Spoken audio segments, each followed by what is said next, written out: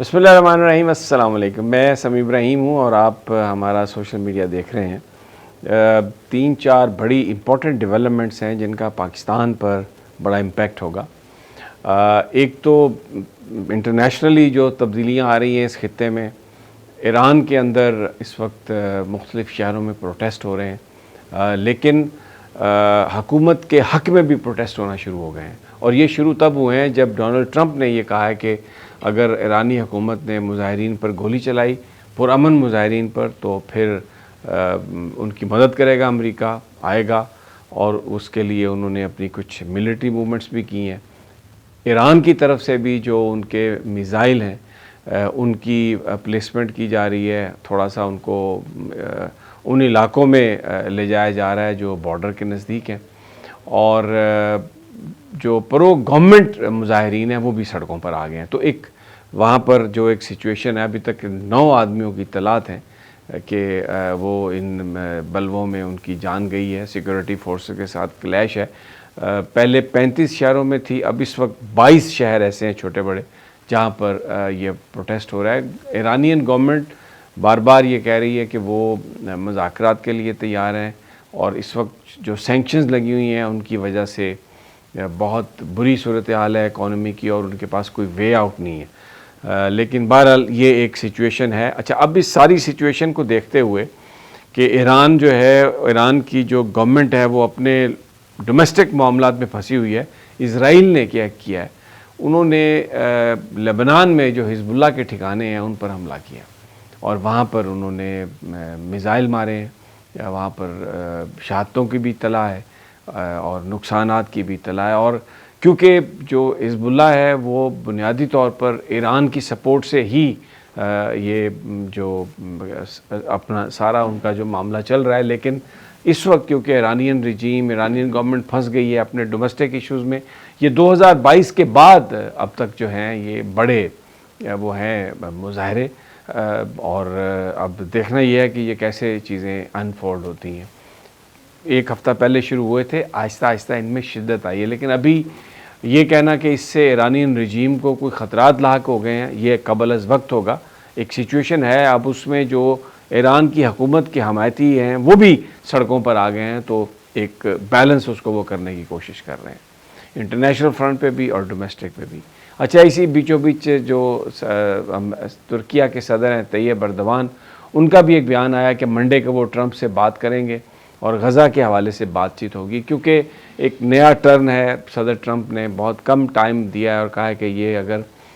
ڈس آرم نہیں کیا گیا حماس کو تو پھر وہی پرانی صورتحال اسرائیل اس کو کر سکتا ہے، یا وہ جو دوسری فوجیں ہیں وہ آ کے کریں گی۔ تو فلسطین کو سید طیب اردوان نے کہا ہے کہ ہم نہیں چھوڑ سکتے۔ استنبول میں ایک بہت بڑا مظاہرہ، 5 لاکھ سے زائد لوگ اس میں شریک ہوئے ہیں، اور وہ طیب اردوان کے صاحبزادے نے اس کو لیڈ کیا ہے۔ تو ایک جو ٹینشن ہے وہ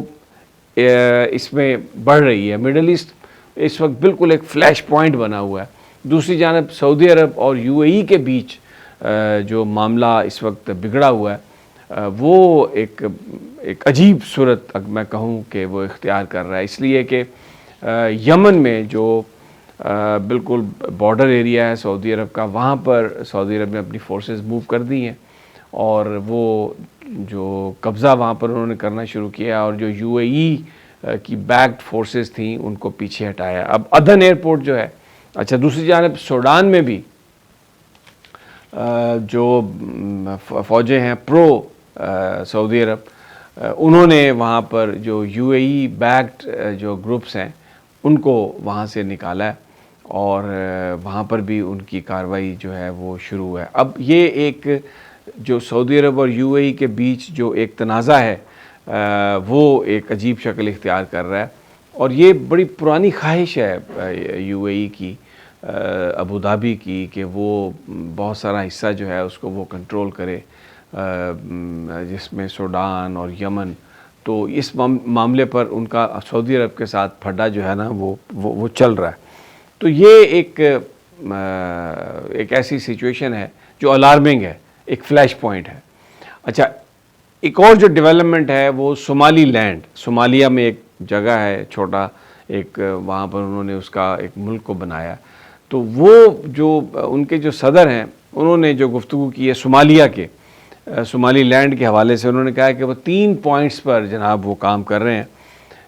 کہ وہ چاہتے ہیں کہ ان کو ریکگنائز کر لیا جائے، اور اس میں کیا ہے سب سے پہلے کہ جی وہ فلسطینیوں کو جو غزہ سے جن کو نکالا جائے گا وہ ان کو وہاں پر آباد کاری کے لیے تیار ہے۔ دوسرا وہ یہ کہتے ہیں کہ جو ابراہیم ایکارڈ ہے اس میں وہ شمولیت اختیار کر سکتے ہیں، فلسطینیوں کو لے سکتے ہیں، اور پھر اس کے ساتھ ساتھ ایک بیس وہ اسرائیل کو دینے کے لیے تیار ہیں کہ وہ وہاں پر وہ بنا لے۔ اس سے اسرائیل جو ہے وہ پھر اس کی جو مڈل ایسٹ کے اندر جو اس کی ایکسیس ہے، جس طریقے سے وہ جو سعودی عرب، ایران اور ان تمام جو ممالک کے پاس اس کو وہ بڑی کلوزلی وہ اس کو دیکھ سکتا ہے، مانیٹر کر سکتا ہے۔ تو صومالیہ کے صدر کا یہ کہنا ہے کہ اگر یہ چیزیں ہوتی ہیں تو یہ ایک نیا پنڈورا باکس کھلے گا اس خطے میں، ایک نئی چیز شروع ہو جائے گی، اور لوگ پرانی ویڈیوز بھی نکال کے پھینک رہے ہیں جس میں جو اسرائیل جو ہے جو زائونسٹ اسٹیٹ ہے وہ کہاں تک جائے گی، اور صدر ٹرمپ نے بھی یہ بات کہی ہے کہ جو ترکی ہے غزہ کے معاملے پر اس کی اسرائیل کے ساتھ ایک جنگ ہو سکتی ہے۔ لیکن سب سے جو اہم اور جو ایک پریشان کن ڈیولپمنٹ ہے وہ یہی ہے جو میں نے آپ سے عرض کیا کہ ایران کے مظاہرین کے حوالے سے صدر ٹرمپ نے یہ کہا ہے کہ اگر ان پر ایرانین رجیم نے ان کو فائر کیا یا ان کے ساتھ سختی کی تو پھر ہم چپ نہیں بیٹھیں گے۔ اب ایک سوال ہے کہ یہ منافقت کی ایک انتہا ہے، پاکستان میں بھی ڈیمونسٹریشن ہوتے ہیں، دنیا کے ہر ملک میں ڈیمونسٹریشن ہوتے ہیں، تو اس کا کیا مطلب ہے کہ امریکہ آ کے وہاں پہ رجیم چینج کرائے گا؟ پاکستان میں تو رجیم چینج کی ہے امریکہ نے، اس میں کوئی شک نہیں، اس کا تو مانا ہے سب نے کہ جو عمران خان کی گورنمنٹ تھی چینج ہوئی، رجیم چینج ہوئی، وہ امریکہ کے دباؤ پر ہوئی، ان کے کہنے پر ہوئی۔ تو اب یہ ایک ایسی سچویشن جو ہے وہ نظر آ رہی ہے۔ اچھا، دوسری جانب جو پاکستان کی ایک سٹوری ہم آپ سے ڈسکس کر لیتے ہیں۔ الیکشن کمیشن نے شفیع جان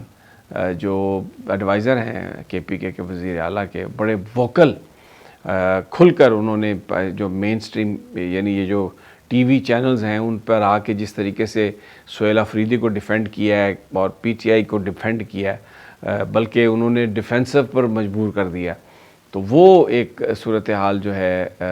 اس میں الیکشن کمیشن نے ان کے خلاف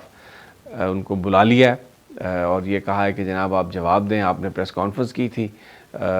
جو ایبٹ آباد الیکشن تھا جس میں عمر ایوب صاحب کی اہلیہ نے حصہ لیا تھا، تو آپ نے فارم 47 کا ذکر کیا، اور تو آپ ثبوت پیش کریں 7 دنوں کے اندر اندر، اگر آپ ثبوت پیش نہیں کریں گے تو پھر آپ کے خلاف کارروائی کی جائے گی۔ تو یہ کیونکہ شفیع جان صاحب نے سندھ میں جو 9 جنوری سے وزٹ ہے کے پی کے وزیر اعلیٰ کا وہ جانا ہے، تو بیسیکلی کے پی کے وزیر اعلیٰ کو بھی طلب کیا ہے الیکشن کمیشن نے، اور یہ اچانک جو بڑی تیزی آئی، ایسا لگ رہا ہے کہ پنجاب میں جو سہیل آفریدی کا جو ٹرپ تھا اس کے بعد اب جو سندھ میں ان کو تھوڑا پہلے سے انگیج کرنے کی کوشش کی جا رہی ہے۔ تو جناب اگلی ویڈیو تک اجازت، اللہ نگہبان۔